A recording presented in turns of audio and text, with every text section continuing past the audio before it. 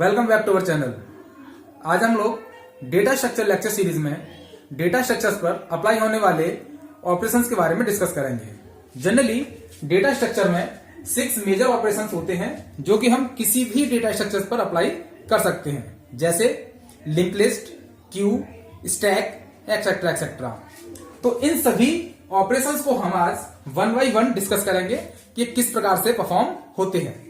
तो सबसे पहला ऑपरेशन है हमारा traversing, accessing each data exactly once in the data structure so that each data item is traversed और विजिटेड।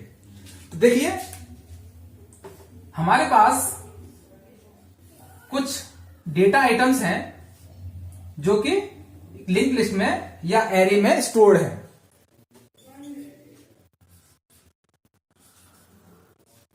इस प्रकार से तो इसका मतलब यह हुआ ट्रैवर्सिंग का कि हम प्रत्येक एलिमेंट पर विजिट करें।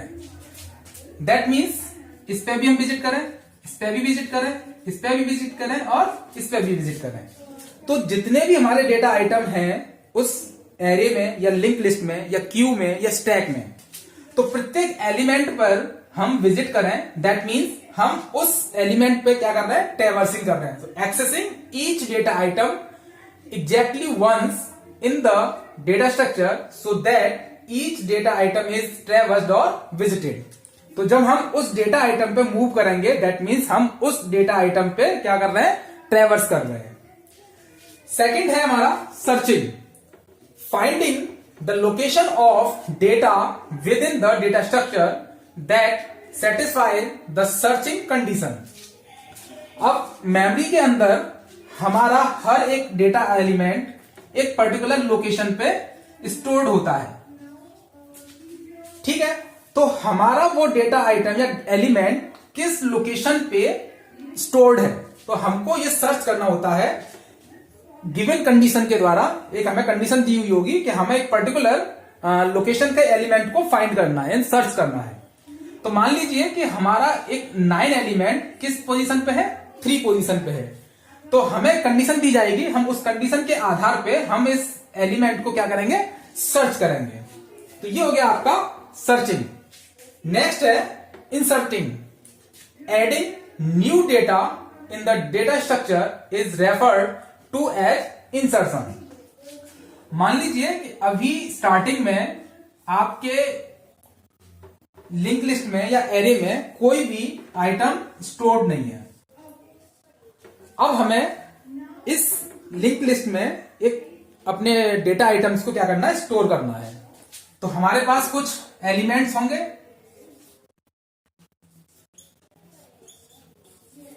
कुछ इस प्रकार से। तो हम क्या करेंगे, वन बाई वन अपने डेटा आइटम्स को इस लिंक लिस्ट में स्टोर करते चले जाएंगे। कुछ रूल्स हम फॉलो करेंगे, उसके आधार पर हम इसमें वन बाई वन स्टोर करते चले जाएंगे। तो हम जब एक एक एलिमेंट इसमें स्टोर करते चले जाते हैं तो इस प्रक्रिया को हम बोलते हैं इंसर्शन। क्या बोलते हैं, इंसर्शन। नेक्स्ट है हमारा deleting operation. So removing data from the data structure is referred to as deletion. अब देखिए ये हमारे पास एक लिंक लिस्ट है, ओके, या एरे है। अब इसमें से हमें अपने डेटा आइटम को गिवन कंडीशन के द्वारा अपने डेटा आइटम को क्या करना है, रिमूव करना है। हम चाहते हैं कि हमारा जो ये आइटम है, डेटा आइटम 12 या एलिमेंट, इसको हमें क्या करना है, रिमूव करना है या हटाना है। तो हम क्या करेंगे, कंडीशन दी हुई होगी, हमें लोकेशन दी होगी कि इस लोकेशन से इस एलिमेंट को हमें रिमूव करना है। तो जो ये प्रोसेस होगी हमारी removing data from the data structure, तो ये हमारा एक क्या है, डेटा स्ट्रक्चर है, या तो वो लिंक लिस्ट है या स्टैक है या क्यू है। एक फंक्शन परफॉर्म करेंगे उस पर, उस परफॉर्म करने के बाद वो डेटा आइटम हमारा क्या हो जाएगा, डिलीट हो जाएगा, यानी कि वहां से रिमूव हो जाएगा। तो ये जो प्रोसेस होगी, जो प्रक्रिया होगी, वो क्या कहलाएगी, हमारी डिलीटिंग। ठीक। नेक्स्ट है sorting, arranging the data in some logical order. अब देखिए ये जो डेटा आइटम है, चलिए ये तो खैर सॉर्टेड है, मैं इस प्रकार का डेटा ले लेता हूं, एरे जो अनसॉर्टेड हो। देखिए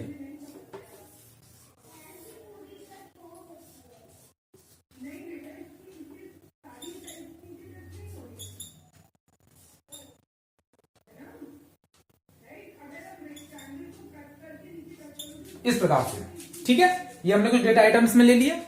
तो क्या कह रहा है, arranging the data in some logical order. तो अब हमारे पास ये क्या हो गई, लिंक लिस्ट हो गई, एरे हो गई, जो भी आप डेटा स्ट्रक्चर उस समय यूज कर रहे हैं, जिस पर भी आप ये फंक्शन परफॉर्म करना चाहते हैं। तो आप क्या करेंगे, कुछ लॉजिकल ऑर्डर में, यानी कि आप या तो इसे इंक्रीजिंग ऑर्डर में रखेंगे या डिक्रीजिंग ऑर्डर में रखेंगे। तो अब आप इसे इंक्रीजिंग ऑर्डर में रखना चाहते हैं, तो आप इस पर कुछ फंक्शन परफॉर्म करेंगे, जिसके आधार पर ये आपकी जो लिंक लिस्ट है या एरे है वो क्या हो जाएगी, शॉर्टेड हो जाएगी, यानी कि इंक्रीजिंग या डिक्रीजिंग ऑर्डर में। लाइक अब जैसे आपके पास ये है, तो 1 आ गया, देन 2, देन 7, देन 12, चलिए इसको हम 14 मान लेते हैं, देन 14, ठीक है। तो इस तरीके से क्या है, जो भी आपके पास लिंक लिस्ट या एरे थी, उसमें जो भी आपके पास डेटा आइटम है या एलिमेंट है, उनको हम एक लॉजिकल ऑर्डर में अरेंज करते हैं, ठीक है। या तो वो इंक्रीजिंग ऑर्डर होगा या डिक्रीजिंग ऑर्डर होगा। अब या तो इनके स्थान पे हमारे पास कुछ अल्फाबेट है, तो हम अल्फाबेटिकली ऑर्डर में उसे अरेंज करेंगे। So that is the sorting, arranging the data in some logical order, ठीक है। या तो वो इंक्रीजिंग ऑर्डर या डिक्रीजिंग ऑर्डर में होगा। अगर आपके पास कैरेक्टर है, यहां पे अल्फाबेट है, तो अल्फाबेटिकली हम उसे अरेंज करेंगे। नेक्स्ट है आपके पास merging, combining the data of 2 different sorted files into a single sorted files. कहने का मतलब यह हुआ कि आपके पास 2 लिंक लिस्ट या एरे हैं जो कि शॉर्टेड ऑर्डर में है पहले से, ठीक है। तो उनको हम क्या करेंगे, एक सिंगल सॉर्टेड फाइल में मर्ज कर देंगे। जैसे एक आपके पास ये हो गई, जिसमें कि शॉर्टेड है ऑलरेडी है 2, 5, 7, 9। दूसरा है 1, 3, 4, 8। ये एक सॉर्टेड फाइल है, एक ये सॉर्टेड फाइल है। इन दोनों सॉर्टेड को, जो भी आपके पास फाइल्स हैं, इनको क्या कर देंगे, मर्ज कर देंगे। तो जो आपके पास आउटपुट मिलेगा, जो आपको आंसर मिलेगा, वो क्या होगा, एक सिंगल सॉर्टेड फाइल्स, यानी सिंगल सॉर्टेड एरे या लिंक लिस्ट, जो भी है आप जिस पे भी आप जिस डेटा स्ट्रक्चर पे आप काम कर रहे हैं, वो क्या हो जाएगी, मर्ज होकर आपको आउटपुट मिल जाएगा। जैसे 1, 2, 3, 4, 5, 7, 8 एंड 9। तो ये 2 एरे या लिंक लिस्ट आपके मर्ज होके एक सिंगल सॉर्टेड फाइल्स में या एरे या लिंक लिस्ट में बन जाएगी।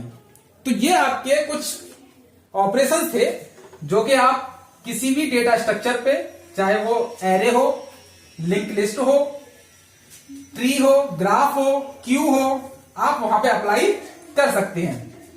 तो जब भी आप अपने डेटा आइटम्स को, डेटा एलिमेंट्स को किसी भी टाइप के डेटा स्ट्रक्चर में आप उन्हें स्टोर करते हैं, तो आप उनको कुछ एक्शन या कुछ ऑपरेशंस परफॉर्म करने की आवश्यकता पड़ती है। तो ये वही ऑपरेशन है जिनको कि आप किसी भी डेटा स्ट्रक्चर पर परफॉर्म करेंगे।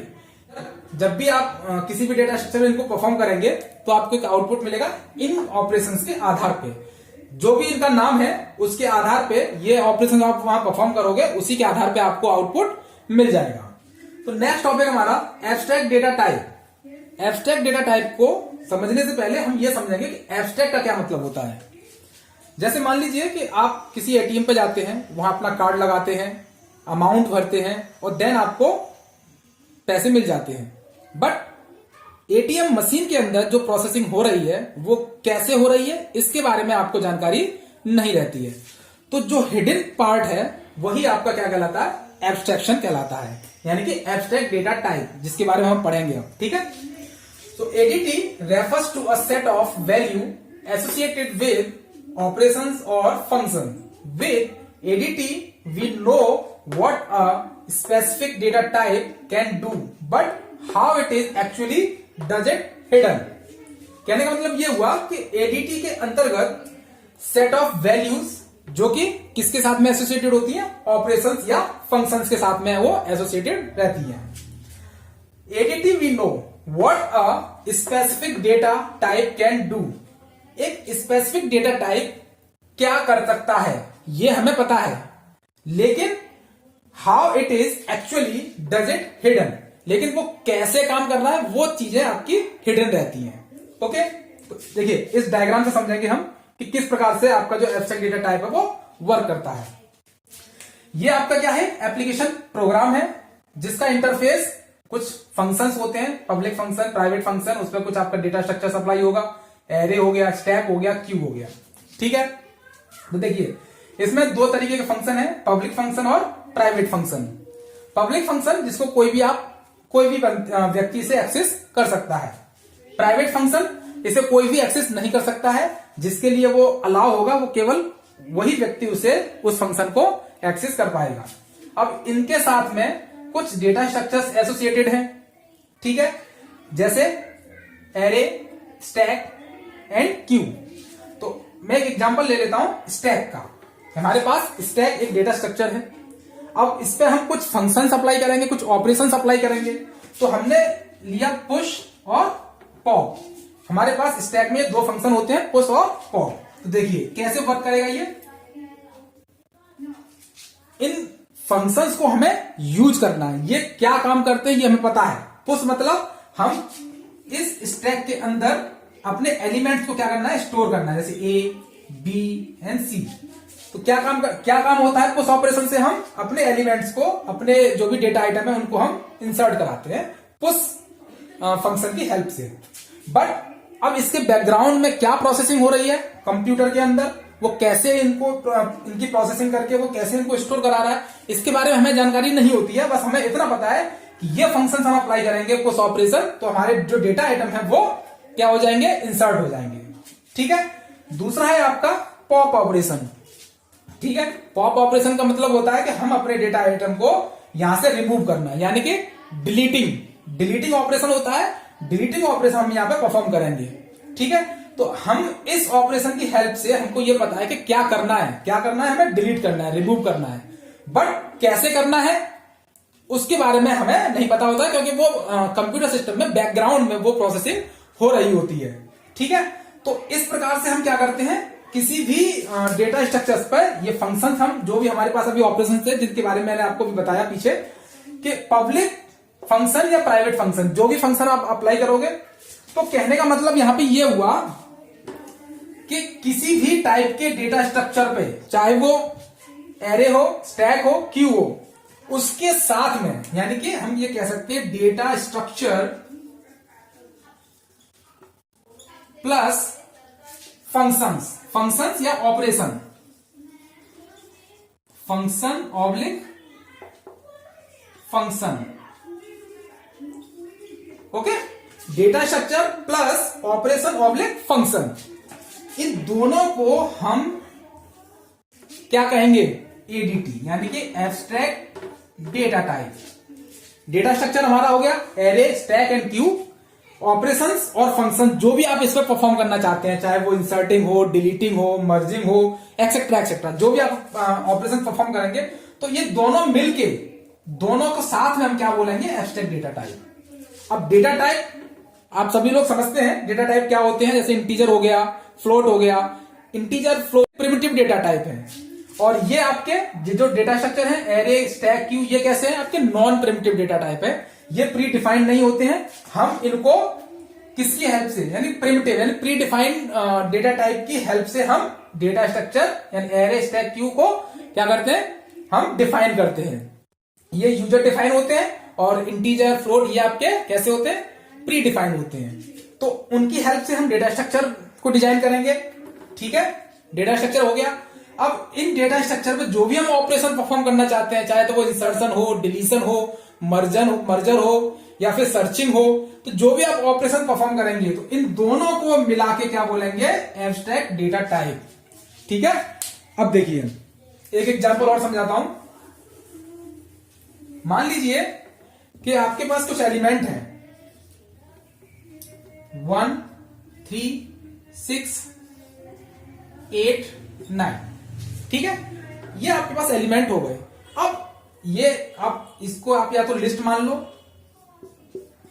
ठीक है, अब देखिए हमने इसमें लिस्ट में अपने एलिमेंट्स को क्या किया, स्टोर किया है, ये हमें पता है क्योंकि हमने वन बाई वन इसमें स्टोर किया होगा, यानी कि उसको हम बोलते हैं इंसर्शन।